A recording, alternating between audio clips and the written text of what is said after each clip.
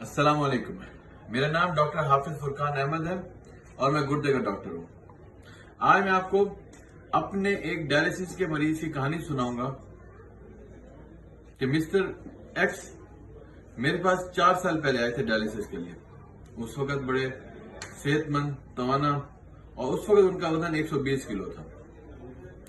وقت کے ساتھ ساتھ مختلف بیماریوں کی وجہ سے ڈائلسس پہ رہتے ہوئے اب ان کا وزن تقریباً 70 کلو ہے۔ ایک زمانہ تھا جب ان کی ہڈی نظر نہیں آتی تھی، اب ایک زمانہ ہے کہ ان کا گوشت نظر نہیں آتا ہے۔ تو یہ کیا وجہ تھی کہ وقت کے ساتھ ساتھ ان کا وزن بھی کم ہوا، ان کے جسم کا جو ماس تھا وہ بھی کم ہوتا گیا۔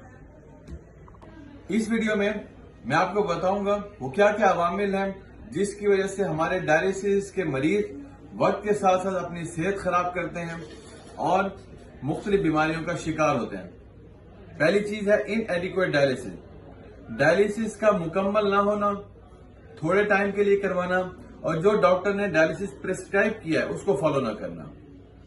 دوسرا وجہ بار بار انفیکشن کا ہونا، کیتھیٹر ڈلا ہوا ہے یا ادھر ٹیمپریری ہے یا مستقل ہے، اس میں انفیکشن ہو جائے۔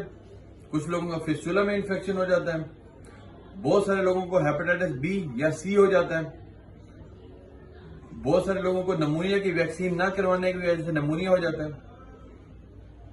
تو یہ انفیکشن ایک بہت بڑی وجہ ہے جو ہمارے مریضوں کو وقت کے ساتھ ساتھ اور بہت جلدی بیمار کرتی ہے اور ان کی صحت کو خراب کرتی ہے۔ تیسری چیز ڈائٹ پلان کا مکمل فالو نہ کرنا۔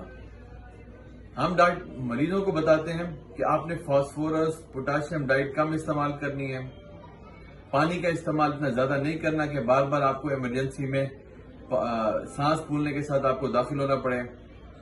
جب مریض اپنی مرضی سے کھانا کھاتے ہیں، پانی کا استعمال زیادہ کرتے ہیں تو کوالٹی آف لائف خراب ہوتی ہے، کھانا پینا خراب ہوتا ہے، آنتیں سوج جاتی ہیں جس کی وجہ سے کھانے کی ایبزارپشن نہیں ہوتی اور اس کی وجہ سے اس کے بعد ہیں پیٹ کے مختلف امراض۔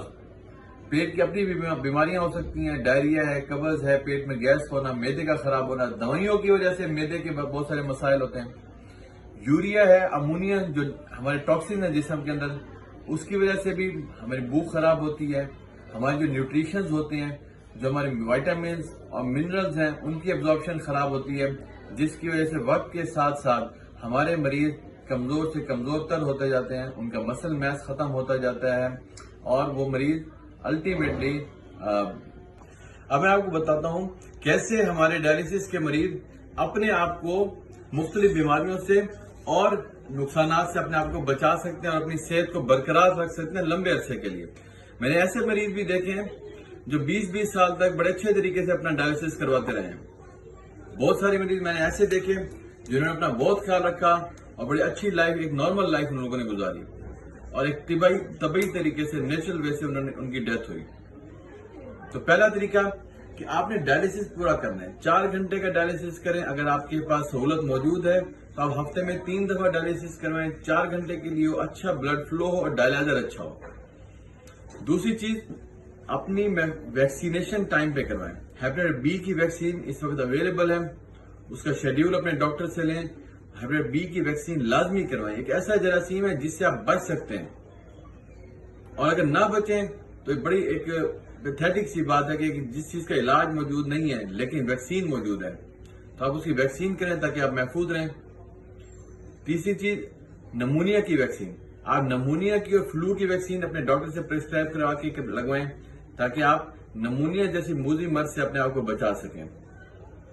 پھر ہے وقت پہ فسچولا بنوانا۔ دنیا میں 60% لوگ وقت پہ فسچولا نہیں بنواتے، یہ ہمارے ملک کی بات نہیں ہے، دنیا میں علم ہونے کے باوجود، ریسورسز ہونے کے باوجود فسچولا نہیں بنواتے۔ تو یہ اگر آپ لوگ وقت پہ، جب ڈاکٹر آپ کو بتاتا ہے کہ آپ فسچولا بنوائیں تو آپ فسچولا بنوا لیں تو آنے والے کل میں آپ مختلف انفیکشنز کا شکار نہ ہو، آپ کو ڈائلسس کیتھیٹر نہ ڈلوانا پڑے، پرما کیتھ کے مسائل سے آپ بچ جائیں گے۔ اور اگر جب کیتھیٹر ڈل جائے تو جو اس کا ٹائم ہے اس میں آپ نے اس کو نکلوانا ہے۔ لوگ ٹیمپریری کیتھیٹر 2 مہینے چلاتے ہیں، وین بھی خراب کرتے ہیں، بار بار انفیکشن کرتے ہیں اور اپنی کوالٹی آف لائف خراب کرتے ہیں۔ اور اس کے بعد diet plan, proper diet plan को फॉलो किया करें। जो भी आपके डॉक्टर आपको डाइट प्लान बताए उसको जरूर फॉलो किया करें। पानी का इस्तेमाल कम करें। जब आप एक दफा पानी का इस्तेमाल ज्यादा करते हैं, फेफड़ों में पानी ज्यादा होता है, तो जो दिल की अपनी लाइफ है, हार्ट की लाइफ है, वो खराब हो जाती है। और मेडिसिन, जो भी आपके डॉक्टर आपको प्रेस्क्राइब करते हैं मेडिसिन, उनका इस्तेमाल किया करें। जो आपके मंथली टेस्ट हैं वो हर मंथ करवाया करें। जो 3 मंथली टेस्ट है वो 3 मंथ्स में करवाएं। जो एनुअल टेस्ट है वो एनुअल कराएं। टेस्ट आप टाइम पे करवाएंगे, आपकी भूख बेहतर रहेगी, आपका खाना पीना बेहतर रहेगा, आपकी न्यूट्रिशन की एब्जॉर्प्शन बड़ी अच्छी रहेगी।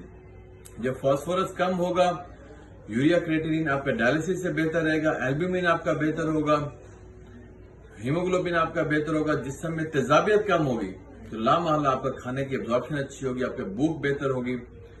और उसके बाद एक चीज है प्रोबायोटिक्स। प्रोबायोटिक्स हमारे दोस्त बैक्टीरिया होते हैं। अपने डॉक्टर से प्रोबायोटिक्स को भी प्रेस्क्राइब करवाएं। एक नई चीज है जिसकी वजह से हमारे मरीजों के जो आंतों के मसाइल हैं वो कम होंगे। जो मिनरल्स और विटामिन्स की एब्जॉर्प्शन है इंटेस्टाइन में वो बेहतर हो जाएगी। और इंशाल्लाह अल्लाह इसको आने वाले कल में हमारे मरीजों के लिए इसको बेहतर अंदाज में मौसर करेगा इंशाल्लाह। अल्लाह हम सब का हामी और नासिर हो। कोई सवाल हो तो आप मुझे कमेंट में पूछ सकते हैं। ज्यादा इंफॉर्मेशन के लिए आप मेरे चैनल DR अता खान ATTAKHAN हॉस्पिटल HOSPITAL को सब्सक्राइब कर सकते हैं। और आप मुझे ईमेल भी कर सकते हैं drfurqankhan555@gmail.com। अस्सलाम वालेकुम।